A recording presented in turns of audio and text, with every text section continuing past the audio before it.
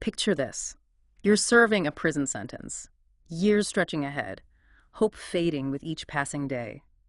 Then, a glimmer, a chance at freedom, a presidential pardon. It's a powerful concept, isn't it? That ability to wipe the slate clean, offer a second chance, rests solely with the president. It's like a superpower, but one rooted in history.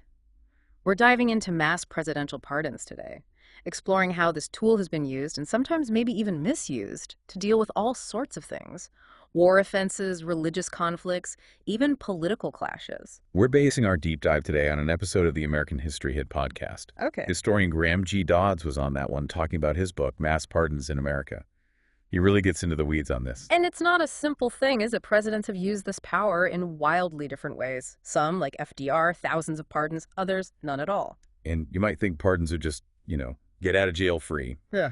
But it's a lot more nuanced than that. Mm. They can be acts of clemency, commutations, or even blanket amnesties, each with different implications, used in different situations. So let's break it down. What exactly is the difference between a pardon, a commutation, and clemency? Okay, so a pardon that completely erases the wrongdoing, like hitting reset, makes it as if the crime never even happened. A commutation reduces the punishment, but the conviction, that stays on your record.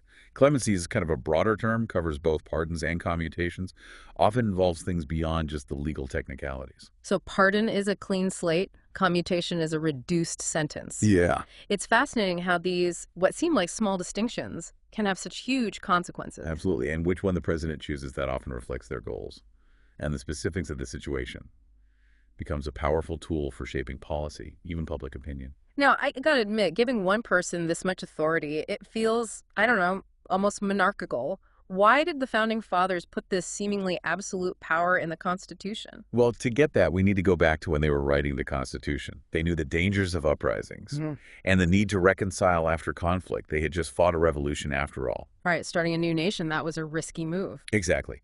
Alexander Hamilton, in the Federalist Papers, argued for the pardon power as a tool to quell those insurrections and promote healing, bring the nation together after those periods of intense division. So it's not just about individual mercy, it's a strategic tool for national stability, almost like a pressure valve to release tension. Exactly. A way to reset and move forward, especially after those times in division. And we've seen this play out in some really fascinating historical examples, like take the Vietnam War, deeply divided the nation, tens of thousands resisting the draft, fleeing to Canada, other places, facing criminal charges when they came back.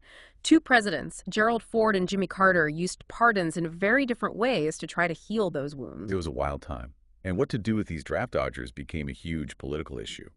Ford, carrying on that idea of national reconciliation, which also, by the way, guided his pardon of Richard Nixon, implemented earned clemency. Not a free pass, but a chance to clear their names through community service. Right. I wonder if that felt fair to those who had already risked so much resisting the draft. Well, a lot of them felt it was too demanding, and very few actually used the program.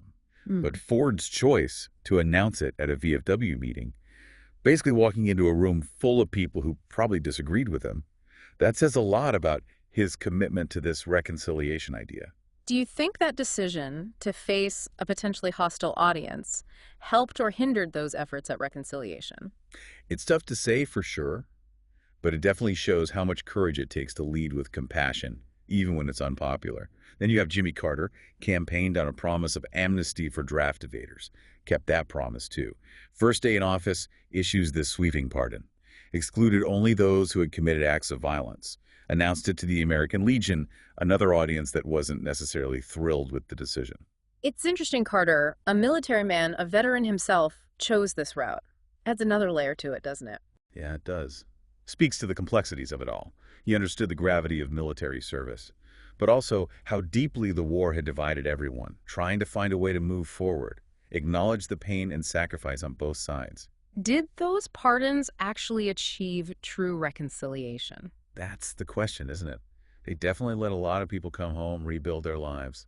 But the scars of Vietnam, those ran deep, still resonate today. Some people say true reconciliation needs more than just legal forgiveness. It needs a reckoning with the past, acknowledging the harm that was done.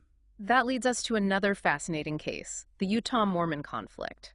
Not as well known, but equally compelling example of pardon power in action. Now, this one's a deep cut. It's a story that spans decades. Three presidents, Buchanan, Harrison, and Cleveland, all revolves around the clash between the Mormons and the U.S. government back in the 19th century. Okay, set the stage for us. I know the Mormons were persecuted in the East, migrated west, and founded Deseret, which became Utah. But what was it about their practices that caused so much tension with the government? Well, polygamy was a big one. The Mormons practiced plural marriage, which at the time directly challenged federal law and societal norms. This, combined with their desire for self-governance, led to some serious conflict with the U.S. government. Things got so heated that President Buchanan actually sent federal troops to quell what they called the Utah insurrection. Wow. So you have this clash of cultures, this fight for religious freedom, a power struggle between a budding religious community and the federal government. Sounds like a recipe for disaster. Yeah, it was a tense situation. But what's fascinating is how they used pardons to navigate this whole thing. Buchanan, after sending in the army, issued the first pardon, trying to de-escalate. But the conflict kind of simmered for decades.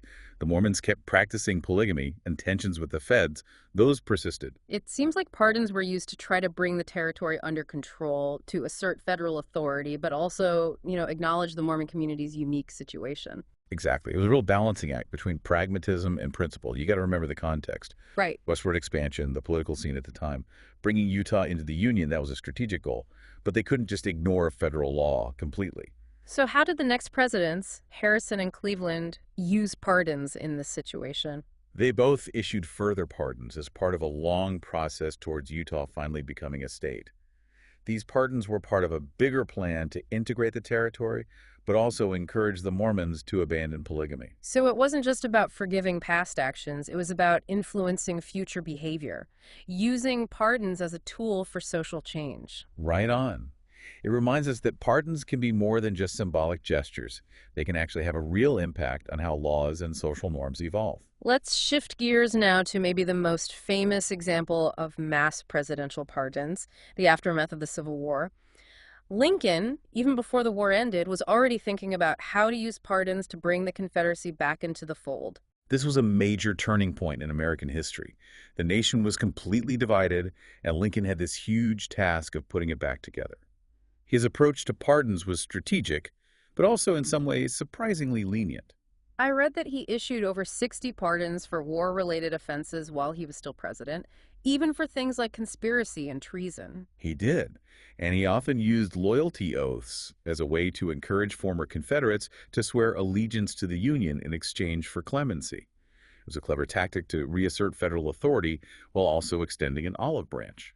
It sounds like he was walking a fine line, trying to balance accountability with the desire for reconciliation. Absolutely. And his personal philosophy seems to have played a role in his approach. There are stories of him commuting death sentences for desertion, believing it was better to have a man alive than dead. He seemed to genuinely believe in second chances. It makes you wonder what Lincoln would have done if he had lived to oversee Reconstruction. How would his approach to pardons have shaped that period? That's a question historians are still debating. But there's no doubt that how Lincoln used the pardon power set a precedent for how future presidents would tackle the challenge of healing a divided nation. And speaking of future presidents, Lincoln's successor, Andrew Johnson, took a very different approach to pardons. Johnson, a Southerner who actually really disliked the Confederate elite, surprised a lot of people by becoming more and more lenient with his pardons. He issued several amnesties, ending with a full unconditional pardon on Christmas Day, 1868. Choosing Christmas Day for such a sweeping act of forgiveness, that's a bold move. What message do you think he was trying to send? It was a dramatic move, a proclamation of peace and reconciliation when the nation was still recovering from the war. Some historians think he was trying to prevent Jefferson Davis from becoming a martyr for the Confederacy. By pardoning him, he essentially silenced him, took away his power as a figurehead for Confederate sympathizers. Interesting perspective. It shows how pardons can be used not just to forgive individuals, but to actually shape how we view history. Exactly. And how effective Johnson's approach was is still up for debate. Did his sweeping pardons actually help heal the nation? Or did they just cover up deep divisions? It's a question that still resonates as we deal with issues of justice and reconciliation today. That's especially relevant when we think about the pardon power today. These historical examples show us that there's a recurring need for pardons throughout American history. It suggests that events like January 6th aren't isolated incidents. We seem to be a nation constantly wrestling with these cycles of division and the need to come back together, almost like it's built into us, this conflict, and pardons are one way we try to hit the reset button. Interesting way to put it. But the pardon power meant for healing, yeah, it's also inherently political and often sparks debate. Presidents really struggle to justify them, especially when someone's done something a lot of people see as, well, unforgivable. So even though it's supposed to bring people together, it can actually cause more division. That's the thing, the paradox. The choice to pardon, it's never easy. And the fallout, who knows? Makes you think, could we apply this historical precedent to today's problems, like mass incarceration, especially for nonviolent drug offenses? Could a president issue a mass pardon to try and fix past wrongs in the justice system? It's definitely possible. There's a big movement pushing for criminal justice reform. A mass pardon could be a powerful way to deal with the injustices of mass incarceration. It'd be a bold move, no doubt, but not out of the question. It would definitely stir things up, force us to face some hard truths about our justice system. For sure. And that brings up another key point. Yeah. The impact of pardons on how we view a president, their legacy. They can shape historical narratives, even change how we see a whole presidency. Think about Ford pardoning Nixon. Still debated today, and it massively affected how people remember his time in office. It's wild to think that one decision, this act of forgiveness or maybe political strategy, can echo through generations. Shows you the weight of the pardon power, the responsibility that comes with it. So, knowing all this history, knowing how messy and divisive pardons can be, what should a president think about when deciding whether to issue a mass pardon? Especially now, things are so polarized, it feels like a minefield. Yeah, that's the big question, isn't it? No easy answers. It needs careful thought. Looking at the situation, what could happen, the long-term effects on, well, our whole social fabric. It's about balancing justice with mercy, accountability with the chance for healing, and it's a decision that should involve everyone, not just politicians, but us too. Exactly. Because in the end, the pardon power, it might be the president's, but it reflects our values, what we want as a society. It reminds us we all have a part in shaping how justice and reconciliation work in our country. This deep dive has given us a lot to chew on. Presidential pardons, they're more than just legal stuff. They're a glimpse into our struggles, our values, and our never-ending search for a better nation. It reminds us that history isn't just facts and dates in a textbook. It's alive. It's shaping who we are right now. And the power of forgiveness, messy and complicated as it is still vital to our journey together. So as we wrap up our look at presidential pardons, we'll leave you with this. What do you think? How should this power be used in the world today? We'd love to hear your thoughts.